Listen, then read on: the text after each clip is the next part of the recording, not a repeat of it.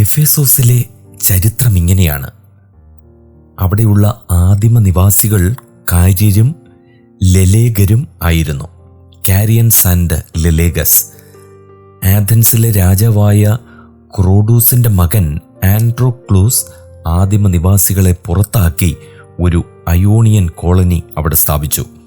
ഈ Ionian colony സ്ഥാപിക്കുന്നതിന് മുമ്പ് തന്നെ അർത്തമീസ് ദേവിയുടെ ആരാധന എഫേസോസിൽ നിലവിലുണ്ടായിരുന്നു. കെർസിഫ്രോൺ എന്ന ശില്പിയായിരുന്നു അർത്തമീസ് ദേവിയുടെ ആദ്യ ക്ഷേത്രം പണിതത്. ക്രീസസ് ലുദിയയിലെ രാജാവായ ശേഷം ഏതാണ്ട് 560 BC-യിൽ അദ്ദേഹത്തിൻ്റെ ആക്രമണത്തിന് ആദ്യം വിധേയമായത് എഫേസോസ് നഗരമായിരുന്നു. നഗരനിരോധത്തിൽ നിന്നും രക്ഷപ്പെടാൻ വേണ്ടി അവർ നഗരത്തെ അർത്തമീസിന് സമർപ്പിച്ചു. തുടർന്ന് ക്രീസസ് ക്ഷേത്രത്തിന് സ്വർണ്ണ കാളകളും സ്തംഭങ്ങളും സംഭാവന ചെയ്തു. BC 546-ൽ പാർസി രാജാവായ കോരശ് ക്രീസസിനെ തോൽപ്പിച്ചു. അദ്ദേഹത്തിൻ്റെ സൈന്യാധിപനായിരുന്ന ഹർപ്പാഗസ് എഫേസോസ് ഉൾപ്പെടെ അയോണിയൻ നഗരങ്ങളെ കീഴടക്കി. അലക്സാണ്ടർ ചക്രവർത്തി BC 356-ൽ ജനിച്ചു. അലക്സാണ്ടർ ജനിച്ച നാളിൽ അർത്തമീസ് ദേവിയുടെ ക്ഷേത്രത്തെ ഹെറോസ്ട്രാറ്റസ് അഗ്നിക്കിരയാക്കി എന്നൊരു പാരമ്പര്യമുണ്ട്.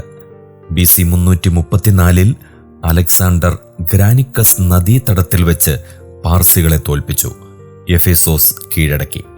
ഈ കാലത്ത് ഡിനോക്രാറ്റീസ് എന്ന വിദഗ്ധ ശില്പിയുടെ നേതൃത്വത്തിൽ എഫേസ്യർ ക്ഷേത്രം പുനർനിർമ്മാണം ചെയ്യുകയായിരുന്നു. ശിലാലിഖിതത്തിൽ തൻ്റെ പേര് ചേർക്കാമെങ്കിൽ ക്ഷേത്രത്തിൻ്റെ പുനർനിർമ്മാണ ചെലവ് മുഴുവനും നൽകാമെന്ന് അലക്സാണ്ടർ വാഗ്ദാനം ചെയ്തു. എഫേസ്യർ അത് കൈക്കൊണ്ടില്ല. ഒരു ദേവനായ അലക്സാണ്ടർ മറ്റു ദേവന്മാർക്ക് വഴിപാട് നൽകുന്നത് ഉചിതമല്ലല്ലോ എന്ന് വ്യാജസ്തുതിയായി ഒരുവൻ പറഞ്ഞു. അലക്സാണ്ടറിന് ശേഷം ലിസിമാക്കസ് എഫേസോസിന്റെ അധിപതിയായി. ആധുനിക എഫേസോസിന്റെ സ്ഥാപകനായി ലിസിമാക്കസിനെ കണക്കാക്കുന്നുണ്ട്. അദ്ദേഹം നഗരമതിലുകൾ പണിയുകയും അന്യദേശങ്ങളിൽ നിന്നും ആളുകളെ കൊണ്ടുവന്ന് ഇവിടെ കുടിപാർപ്പിക്കുകയും ചെയ്തു.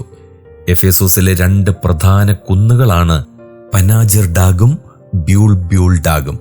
ഇവയുടെ മുകളിൽ ലിസിമാക്കസ് പണി കഴിപ്പിച്ച കോട്ടയുടെ ശൂന്യശിഷ്ടങ്ങൾ ഇപ്പോഴും കാണാം. BC 281-ൽ സെല്യൂക്കസ് ഒന്നാമൻ ലിസിമാക്കസിനെ തോൽപ്പിച്ച് വധിച്ചു. എഫേസോസ് ഉൾപ്പെട്ട ആസ്യ സാമ്രാജ്യം സെല്യൂക്കസ് പുത്രനായ അന്ത്യോക്യസ് ഒന്നാമന് നൽകി. അന്ത്യോക്കസ് മൂന്നാമനെ തോൽപ്പിച്ച് റോമൻ സൈന്യം എഫേസോസ് പിടിച്ചടക്കി. ഈ യുദ്ധത്തിൽ പെർഗാമമിലെ രാജാവായ യുമീനിസ് രണ്ടാമൻ BC 197-നും 159-നുമിടയിൽ റോമിനെ സഹായിച്ചതിനാൽ എഫേസോസ് ഉൾപ്പെടെയുള്ള പ്രദേശങ്ങൾ യുമീനിസിന് കൊടുത്തു. പെർഗാമമിലെ ഒടുവിലത്തെ ഭരണാധിപൻ മരിക്കുമ്പോൾ രാജ്യം റോമാക്കാർക്ക് നൽകി. അങ്ങനെ എഫേസോസ് വീണ്ടും റോമൻ ആധിപത്യത്തിന് കീഴിൽ അമർന്നു. BC 29-ൽ പുണ്യസ്ഥലം എഫേസ്യർ റോമിനും കൈസർക്കുമായി നിവേദിച്ചു. അതോടുകൂടി ആസിയയിലെ പ്രധാന സ്ഥാനം എഫേസോസിന് ലഭിച്ചു. റോമിന്റെ കീഴിൽ എഫേസോസ് മതപരമായ പ്രാമാണ്യവും നിലനിർത്തി. അത് ചക്രവർത്തി പൂജയുടെ കേന്ദ്രമായി മാറി. ആസ്യാധിപന്മാരുടെ ചുമതല തന്നെ ചക്രവർത്തി പൂജ പരിപോഷിപ്പിക്കുകയായിരുന്നു. അപ്പോസ്തലപ്രവർത്തികൾ 19:31.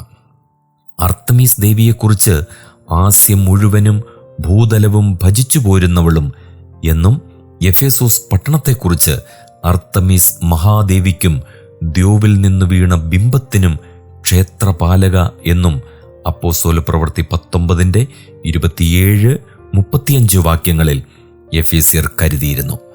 റോമിനെ ഗോഥുകൾ ആക്രമിച്ചപ്പോൾ അവർ എഫേസോസ് പട്ടണത്തെയും നശിപ്പിച്ചു. AD 262-ൽ.